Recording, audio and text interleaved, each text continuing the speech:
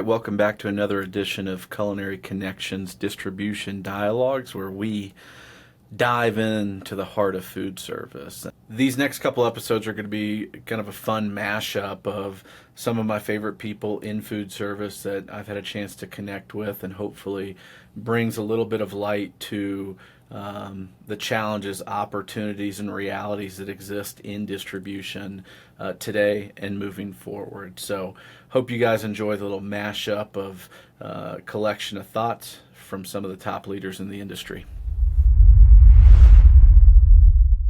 I think that's such a great point about the differentiation of like a specialty brand. I know we actually ran into each other in New York a couple weeks back and met Shannon from Tenderbelly, and similar experience, right? It's like you meet the person behind the brand, you're like, wow, they're great. I'd love to try this product and see if there's a way to make it work. It's such a different experience, and I think kind of like the master plan, the thing that I've been really thinking a lot about as we're building more of this branded approach to a somewhat boring category. It's like, how do we build a platform that can empower and like create more value for restaurants? So we do fun segments like of Instagram reel, to your point, of like a cool new burger place or a cool deli in the DC area. It has nothing to do with Swizzler. It's not driving people to go buy stuff from our restaurant. But if we can just promote them, and like if people can come to know Jessie has been in the food industry for 10 years and thinks about this stuff all day, and if he says this burger place is good, it's probably worth checking out. And then I can leverage that quote unquote influence, or leverage that platform to help drive a couple extra guests into a really great restaurant down the street. They're going to be appreciative to it, of course. And, if there's a win-win that we're also solving a problem for them and giving them a great fry product, it's just trying to layer that different stuff on there. And I think we want to focus on building this brand, not only as a, fun thing you can walk by in the grocery store and see in a catalog and decide to give it a try, but also a brand that's focused on educating people about why we think our product is better, why it's better for people's health, it's better for the planet, it's better because it tastes better, it's better because it saves you time and energy in the kitchen, or, also just entertaining people and creating value that way.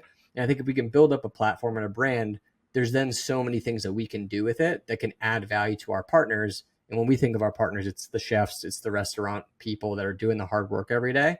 And we want them to be successful. We want them to make more money. It's a great win-win. If they get more people coming in the door, excited to try our fries with their burger, their chicken sandwich, or their steak, or whatever they're serving on their menu, if they're successful, we're successful. If they're buying more fries, we're selling more fries. So I think it's trying to just think outside the box. And it's not just, let me make the sale and then walk away and go move on to the next one. It's really trying to think through each of these touch points as a partnership and a part of our brand story and a part of what we're doing, and just trying to be creative and leverage the contacts and the network and the connections and the platform that we've built over the years as a way to make this a win for everybody across the board. The way that you guys go to market from a marketing standpoint, right? If you look at social, which for most distribution companies is a very complex thing. Heck, it's complex just as an individual. I'm not on Facebook. Now you got TikTok, you have LinkedIn, you have Instagram, you have Twitter. Where do you invest your time, and how do you do it? It's so complicated for so many people. When you look at the material that you guys produce in your content, to me, it's best in class. Walk through how that's kind of evolved and what the team mentality is and the approach to marketing in today's environment. Sure. Well, I'll take you back, because we barely had a marketing team when I joined. We didn't even have, brand guidelines. We were a white truck on the road, and we were just a food distributor, right? There was no color to the brand and what we stood for and what we represented. So for me, I leaned real hard into creative. I'd spent about a year at a really amazing design forward company called fab.com, believe it or not. And we kind of took creative to an extreme in terms of loud color and just have fun. And when I came here, I brought some of the design folks with me, and I constantly challenged them to, get weird, have fun, do things different, right? No food distributor or produce company was thinking about how to, and this was in the early days of Instagram, how to engage users. So like, for instance, Sumo Citrus was brand new, and we dressed them up like sumo wrestlers, and we had them fight each other, and it was a short, Instagram, just to get people to start following us and just to get users and to show people that we were going to do things differently, that there was there's new youthfulness to the brand and the company. And it kind of just started to take off, and that turned into the website where I wanted, the cleanliness of the white, website, a Google type feel where you can find whatever you're looking for, but lean into the photography, lean into the ingredients, let those ingredients speak for themselves and tell a story. So content creative has always been something really important for us, because it allows us to differentiate from just the truck on the road. And I think that allowed people to see us as more than just a produce company. It got us to show them all of our different farms and products, and that we were gonna just do things differently in general. And I think it helped us set that disruptor mindset that I think we've become to be known as. I just had an interest in marketing. I actually have a business degree from Ryerson University here in Toronto. But my interest in advertising, I think I saw that movie, What Women Want, with Mel Gibson, as a young man, and I love presenting. I love talking to people, and I love entertaining, presenting. It's all the same for me. So I really thought advertising was just, coming up with ideas and pitching them to people. I had a very, very um, low level understanding of what the job required at the time. And that excited me. I'm glad I didn't get into it though, because since then I've, talked to friends who have gone into advertising, and I'm like, yeah, you're just like Mel Gibson and What We Want. They're like, yeah, that's like 5% of the job. The rest is boring stuff that you wouldn't want to deal with. And they tell me their stories. But yeah. Well, I'm a connoisseur of food distributor Instagram or social pages, and two that I really love following are yours and Baldor. Like, y'all do Thanks. things a bit differently. You've got currently a bit of an artistic series going with Luis Mora and Kyra Purdy.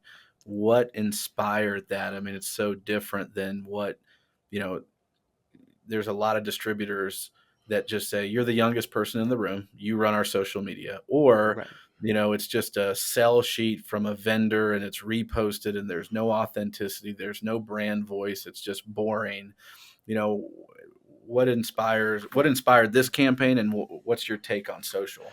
Well, first off, shout out Baldor. I think they're the real originators of like actually putting out good content for a distributor. And they've really inspired a lot of what we do here at Bondi. But that collaboration came about super organically. Kiara was an old friend of mine from university who I hadn't talked to in many years, and I reached out to her a few months back because we've been working on this other CPG project with our fresh cut division, these salad kits, and I've really been taking a crash course in just like building a brand and generating assets to put that brand out into the world. And I got a quote for a lifestyle photo shoot, which I had to learn what it was, and I fell out of my chair when I got that quote, and I particularly zeroed in on the prop styling line item, and I was like, damn, that is a pretty penny for props. And I knew she was a prop stylist, so I gave her a call and I was like, hey, is this like, am I getting taken for a ride here, or is Yeah. this, what I should be paying for this kind of work? And she's like, no, like that's legit. Like it takes, this amount of time to source all the props, then you got to transport them, and there's a lot of legwork that goes into it. And I was like, oh, okay, cool. And then she was like, I got a friend, Lewis, who's a super, super talented photographer. If you check out his Instagram, he shot the likes of Kevin Durant, Drake, but he's only really worked with people. And she's like, he wants to get into product photography more. And him and I have been talking for a while about doing something together. And we think, what you're doing with Bondi's really cool.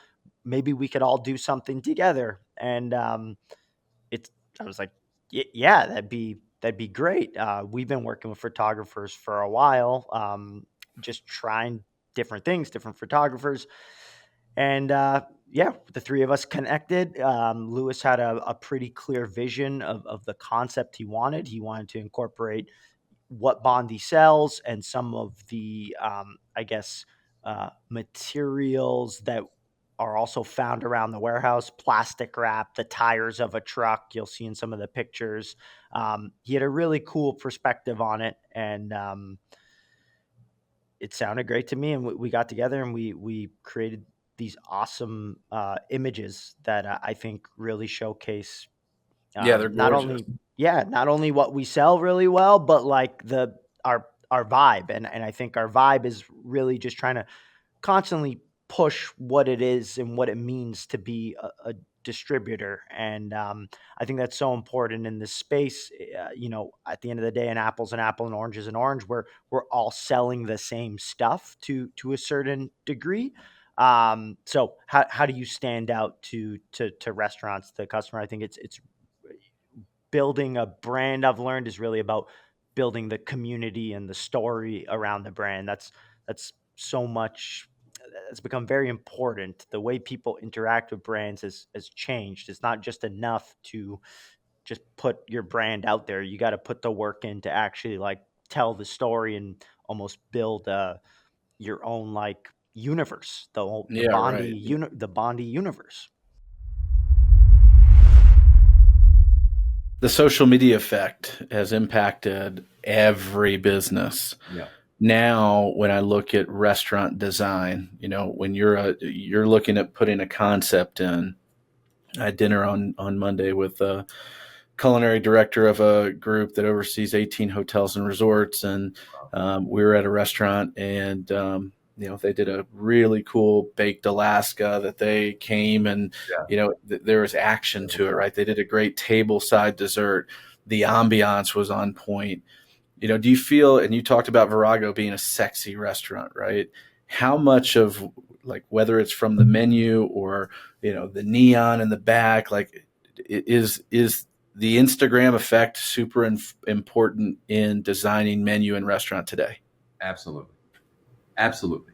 It's the way that people get to know what your restaurant is. Like, one of my favorite restaurants is Catch, at Aria Hotel. Love it. The ambiance is incredible. The design is amazing. The food is great, right? Always great energy. They get it right. And on the way, if you've been there, Mm-hmm. so obviously that flower hallway, and everybody's just taking pictures left and right. And so that's important because that's your branding, right? That's how your branding is getting out there. That's the word of mouth. And so all of that is incredibly important and has to be intentional when designing the restaurants. We're designing a restaurant in Bourbon, Las Vegas, in the Four Seasons, and that when we're designing it, that's the intention. Is, all right, where is that Instagram moment going to be?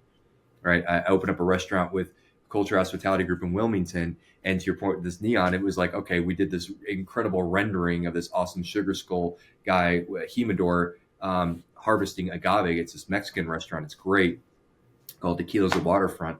And it was like, all right, we know that that's where people are going to take a picture. They're going to do a selfie there because that's a cool piece of art.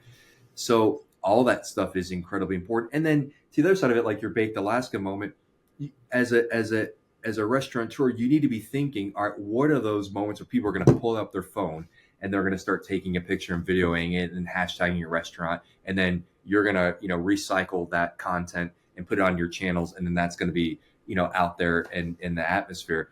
So you need to be intentional about, okay, what things are going to get people's attention table side as well. So I could show off my product, I could show off the service, I can show off the ambiance, all those components within this, call it 6-7 second snippet, that people are going to go, that's where I want to go tonight. I'm going to go there. I want to have my celebration. I'm going to go dine there tonight. So all of that, from design to menu engineering to tableside engagements to service, is all intentional, because that's the best way to market your brand in your restaurant these days.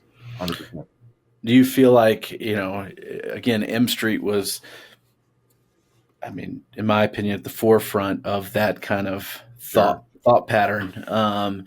But was that talked about? Was that relevant when you guys were designing those concepts at the time, or was it just kind of like, we just want a really beautiful spot?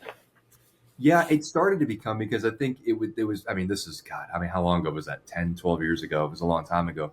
I think it was doing it for the sake of doing it, because that's how we were going to, box out the competition. And I think driving that memorable experience was an exceptional experience, was always the top of mind. And then, everything kind of flowed secondary, because it was like, oh, well, look at the byproduct of doing this. We're getting a lot of this backside media credit. Now it's all strategic. It's like, all right, what is going to get us the backside media credit of this menu or this design? How are we going to get all that stuff? And also, now it's an influencer game, right? It's like, you're hiring these influencers to come in and experience a restaurant, and a lot of them do an incredible job of really broadcasting out there. But when you are putting together your restaurant plan and your marketing plan, that is 100% a part of the strategy. When you're sitting at the table, is like, all right, how is this going to look on Instagram? How is this going to look, especially in major markets like a Vegas or a Miami or New York, when you're going to have a lot of tourism? Those things are going to float around in algorithms, and those algorithms that are floating around out there, it's people that are going to travel and hopefully pick your destination to come down and experience it. So yeah, absolutely. So back in the day, it was like, yeah, okay, and then like everything was a byproduct. Now it's all about, all right, what's going to get us the most attention, for sure, because that's the game now. I like to be an innovator. I always say if I'm the smartest person in a room, it's a dumb room. So I'd like to surround myself with smart people. And I believe that mobile ads are the future. I believe the digital ad space is crowded. So I've been trying to push a lot of other revenue streams, especially in this landscape of the economy we're in now, where everybody's margins are probably suffering. And I think that that's just dead space. And if you have a powerful brand, I think a lot of people want to latch onto that brand to be a part of it. In order to innovate, also you have to always be around surrounding, or I guess in sync with your surroundings, and open to listening to creative ideas, and just not operate, just not being in this box of laser vision focus. And one of the things I always do is you and I talked about cholera, and people like that come to me, then, I listen to all those things and continue. Maybe it's not for me, maybe it is, but a lot of people just say, call up, I didn't say that. And they just put the phone down. To me, my biggest retail customer I do started through flower distribution. How many people would have taken on flower distribution? But see, I saw that as an opportunity. So you have to see some of these as a gateway drug to something different. Just because it's not in your box doesn't mean you can't find a way to fit it in the square. And honestly, if you're living, what do they say? You got to think outside the box. But if you think outside the box, you're kind of admitting that there's a box there. I don't have a box in my world. I mean, I'll do anything. One of the things my favorite line was Dr. Seuss's, in order to stand out, you got to be different. And that's why on my trucks, my favorite ones that people send me, and they think it's my dog on these trucks, and it's not my dog. But I've got dogs on the trucks. I got cats. I got cowboys. I've got I got right here on here's one of the things here. I make these trucks and I give them to the charities. This is one for Alex Bregman. I've got magic mushrooms on my trucks. You do these things that we're all selling produce, and my produce isn't better than the guy next door's produce.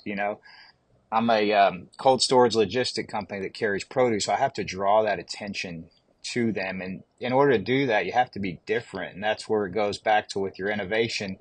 My product offering, I do a lot of proteins now. That's been a big growth segment for me. And I'm not in the protein business. I'm in the cold storage logistic business. So I try to find holes in the supply chain where I can help curve, a customer's needs and bring them value. If you were starting a brand in food service, what are some tips, tricks, things that you would do if you're at the farmer's market, you've got a great product, and now you want to graduate into trying to get to restaurants and trying to have that product and identity, everything come to life. You mentioned get involved in social, but what are some other key things that people can do to either refresh or just kind of, you're starting from fresh, Yeah. that you would say, hey, you probably should pay attention to these few things? Yeah. I thought about this question a lot when you sent it to me. At first I was like, well, assuming I know I have a compelling product and a hungry audience, I honestly don't even know if you need those two things if you do the rest of it right. Because as we mentioned, Prime could have been a dog. Prime could have just died. Somehow there was an alchemy of branding and social media presence that made it work so well. And they happened to connect with a really young audience, the middle school to high school audience, and even I think, college. But like they mapped out this path forward and it really worked for them. So I would say build the right team because, as you mentioned, pushing content, being on top of your content and making sure it's a good value add for your audience and that it's fun or, educational, whatever you think your brand stands for, is exhausting. Content is exhausting. It's a machine. We used to talk about feeding the beast. Once you start it, you cannot stop and start it again. It's like exercise. Like you said, you got to do the reps. You've got to stay on top of it. So get yourself a good team. So social media strategist, new business development person. You know this better than anyone, Ian. Like having that, I think new biz development is an art. I have watched some of the best people in the world do it. I apologize if you can hear my dog barking. It is an art. And so in conjunction with all of these tactics that we use in marketing, you have to build the relationships. That's also part of it. So your sales and marketing teams need to be in lockstep. They really should be talking every day. Brand and design. Okay. So the next person I would think of hiring is like a really great designer and a really great writer. Those people can bring your brand to life. Hopefully you will be able to say to them, this is what we stand for. This is not us. This is us. That's where our brand workshops can be really helpful. We start to look at, it's just as important to understand who you are not as who you are. And then finally, media strategy. This is another piece that I think is like really critical if you want PR, if you want mentions, if you want to get placement. You just went to the Aspen food show, right, Ian? Like if you want placement in those places, you need somebody maybe who can help you figure out the right way to allocate your dollars. You asked me another question about things that we used to do that we don't really do anymore in terms of marketing.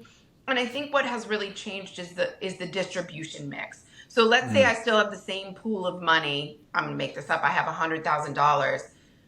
In, 30 years ago, radio might have been a good place for me. Now I'm looking at the right podcasts to buy airtime on.